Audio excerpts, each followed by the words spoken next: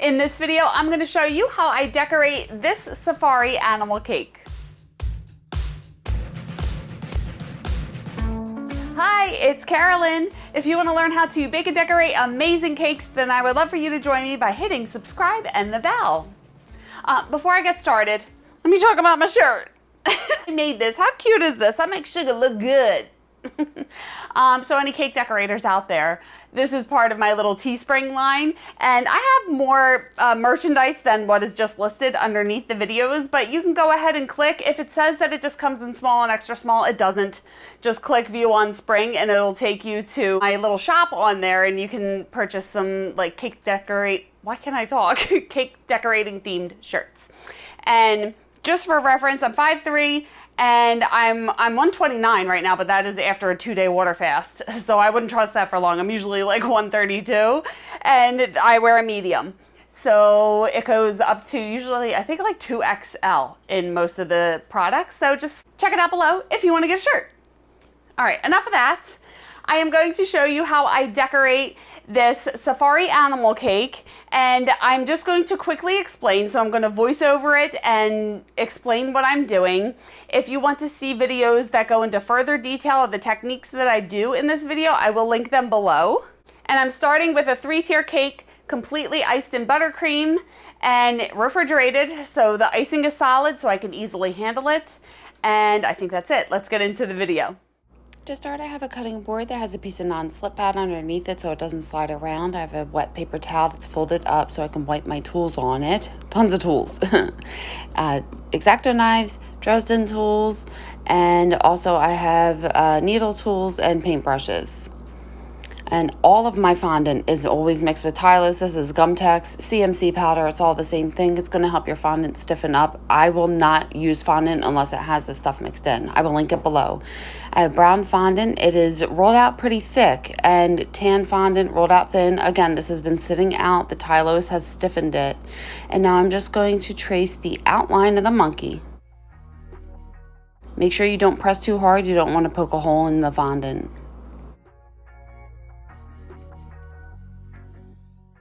Peel it back, make sure you can see that the line is transferring, and then I'm doing the lines on the inside as well. Take my Dresden tool and deepen the lines. And now to cut it out, I'm cutting the outline out. I'm doing a shallow cut first since this is thicker fondant. So I'm just putting the tip in and getting a line as a guide, and then I will put my X-Acto knife all the way down to the cutting board and start to cut out the fondant.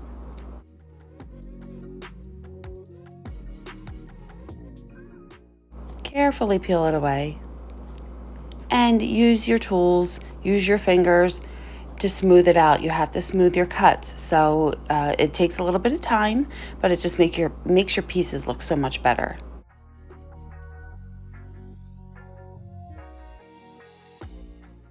Flip it over and do the same thing. So I do it from the front and the back too. And now I'm just going to do the same method on all of the pieces. So I'm tracing it onto the fondant, then I'll cut it out and smooth all my cuts. When I do the face, make sure you get the inside, like the details. You need to know where to put all these details once you cut it out.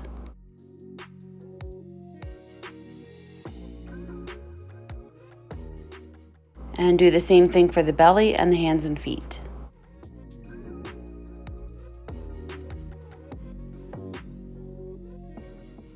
And using my Dresden tool to deepen the lines. Now this ball tool's here, and I'm just trying to indent some of the places where I'm going to, like the inside of the ears, it always has an indent to it, right? So I cut the center of the mouth out because I'm going to put a red piece there. And now I'm just doing the same thing. Like I have white fondant and I'm tracing the outside of the eye. I have blue fondant, trace the color of the eye. So do you see what I'm doing? I'm cutting a small piece out of the white fondant so I could stick the blue piece in there. So I don't like to set all the colors on top of each other. I'm coloring in with an edible marker to get the pupil. It's just easier. And then I have this eye, right? So these tiny pieces are difficult to work with, but it just looks so much better when you cut the pieces out and make them all flush.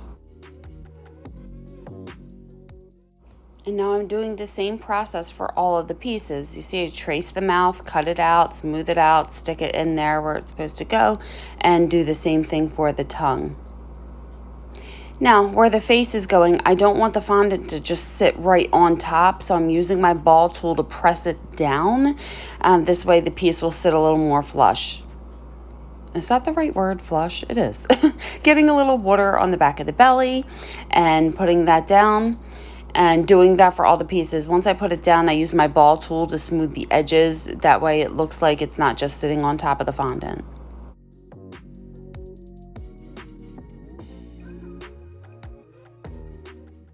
And do the same thing for the hands and the feet. Now, since the eyebrows are so small, it's easiest just to draw them on. I'm using a light hand and a light touch because I don't want to press too hard. It'll mess up the fondant. And stick the tongue on there. And now I'm using petal dust to color in the details. It looks so much better if you color everything in. I have different size paint brushes. This one has a really tiny head on it. And I don't know, I'm just using like some browns, variations of browns, and just coloring it in just to make it look a little better. And I felt like he needed some eyeliner. It looks better with it.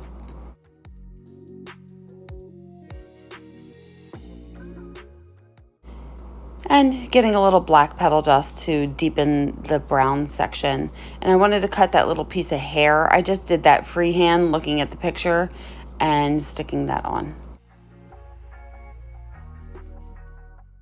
I'm not ready to use him, so I'm going to set him aside in a plastic bag so he doesn't dry out. And now I did a time-lapse video of how I do the zebra and the lion, just to show you that real quick that I do the same process.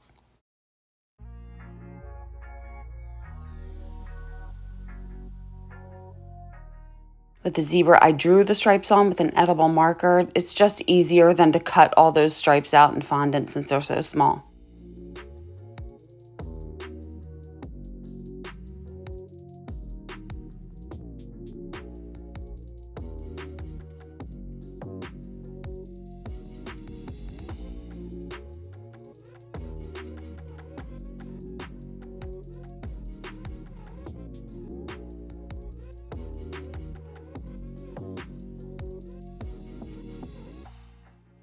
I want to make the stripes. Actually, I'm just rolling out the fondant. There's Tylose mixed in with this. I need the Tylose to start working, so I'm going to set that aside. And let's stack the cake. I have a full stacking tutorial.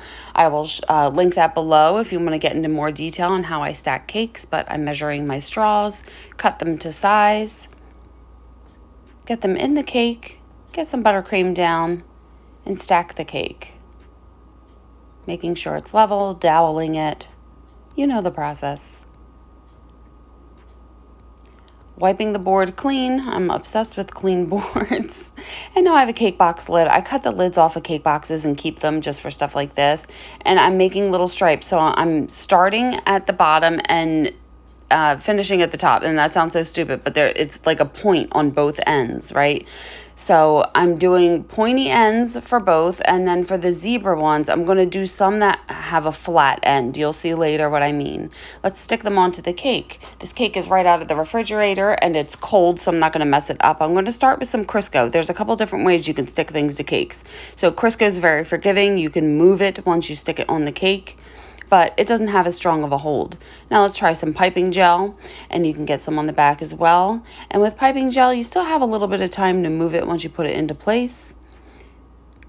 And do you see how I'm overlapping? I'm trying to like make the one above it go over an open space, and just put the stripes on horizontally on the tiger stripes all the way up the cake.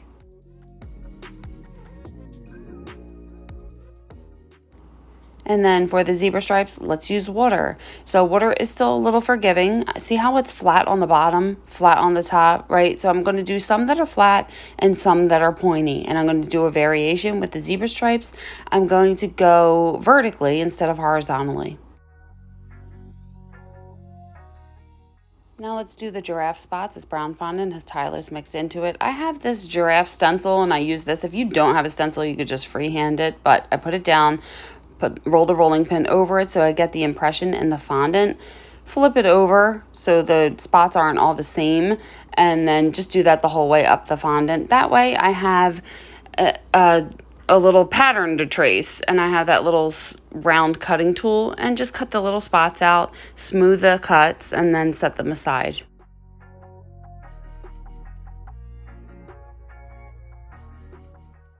Now let's put them on the cake. I'm going to use water, so you just want to make sure that you space them out so they look giraffe. Is that even a word?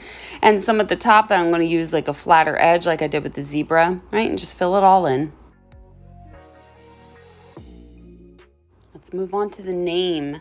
I have fondant rolled out pretty thick in a bunch of different colors. Each letter is going to be a different color, and I'm using my trace, cut, and smooth technique. So I'm tracing a little bit on the outside of the line just because I want the letters to be a little thicker than what I printed it out. I have a full tutorial showing you how I make names, and I will link that below. And again, this is thicker fondant. I'm doing a shallow cut and then putting the knife all the way down to the board and cutting it out. And smoothing my cuts. So every time I cut anything out of fondant, I'm going to smooth it. And do the same thing for all of the letters. And remember, this fondant does have Tylose in it, and this font is called DK Lemon Yellow Sun, and I will link that below. You can download that on dafont.com. Now I'm going to do these palm leaves on the top, and same thing for all of my decorations. I always measure where I'm going to put them on the cake and then print it out the size that I want it to be. And I'm tracing the outside, make sure I get the veins on the inside, and deepening the veins with my Dresden tool, and cut it out and smooth it. And I'm doing a little one as well. I want them to dry with a curve to it. So I put them on a piece of paper. I kind of put it in between, you know, that Mickey box that I have there so it could dry with a curve, and it's going to hold its shape that way. And I'll stick them in the top of the cake. Now the number 3 is going to go on top, and I printed an edible image and I measured where it's going to go. That brown fondant's going to be in the back. It's mixed with Tylose. You know, it's the same thing, but with an edible image, I'm going to just cut it out, get a little piping gel on the back, and stick it to the fondant. I have a full tutorial on how I use edible images, and I will link that below. And same thing, cutting a shallow cut, a little border the whole way around, cutting it all the way out and smoothing it. Now I have a bamboo skewer. I have to stick it on the right side. If I stick it on the left side, you're going to be able to see it. So I'm sticking it right in the middle, and I'm twisting it, and I'm like screwing it in there so I don't distort it. Flip it over, make sure it's not sticking out the back. And I'm going to set this aside. And now I'm just being extra here, so I'm airbrushing. I have some green in my airbrush machine. I can find this and link this below. It just deepens the vein or the leaves and makes it look better. And I decided to deepen the veins with brown, and I ended up not loving it, but whatever, I did it, so gotta stick with it. I have a piping bag that has a grass tip on it and some buttercream icing, and you just squeeze and you lift as you're squeezing just to make grass around all of the borders.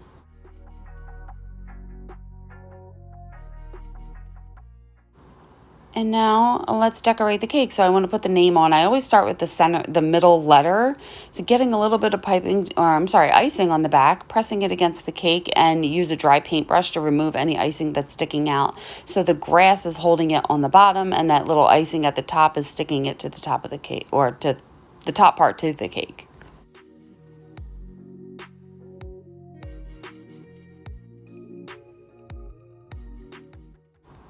And now I hold the animals up first, see where I want it to go, get a little bit of icing on the back, stick it down in the grass to hold it, and then stick the icing to the cake, and do that for all 3 of them.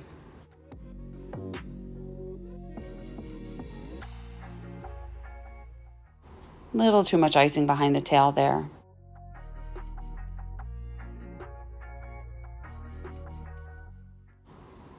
And I stick another toothpick in there so it won't twist when I put it in the cake, and stick the number down into the cake and get one of the palm leaves. I like hold it up and see where I want it to go, get a little bit of icing on the leaf and stick it to the back of the number so it holds it. And then I guess I'll put this here and just press that down into the icing. And then I ended up not liking it. I thought it looked just too predictable, so I'm shifting everything over to the left. I'm patching up that extra space, or the space where the leaves were, with some buttercream icing and using a little bit of water to smooth it out, and then stick the final leaf there. And putting my ribbon on the board, getting some glue and pressing the ribbon against it. And here is the cake. So there you go. I love this cake so much. I think it's totes adorbs. I love the little animals. Now I do have video showing you, I think I did a dinosaur cake where I really go into detail telling you how I trace it and cut the pieces out and make it. So I will link that video below if you want to go into further detail on how to make the animals. But I've been getting a lot of positive feedback from you guys of videos that I do like this. You like to see my whole process of decorating. So I'm making them more often for you. So I can't think of anything else. If you have any questions or comments, leave them below. And you can follow me on socials and check out my website. It's listed in the description below as well. And if you want to stick around, you can watch these 2 videos next and hit subscribe and the bell if you haven't already. Please like this video if you liked it. Thank you so much for watching. And remember, it's cake. Have fun! I will see you on the next one. Bye!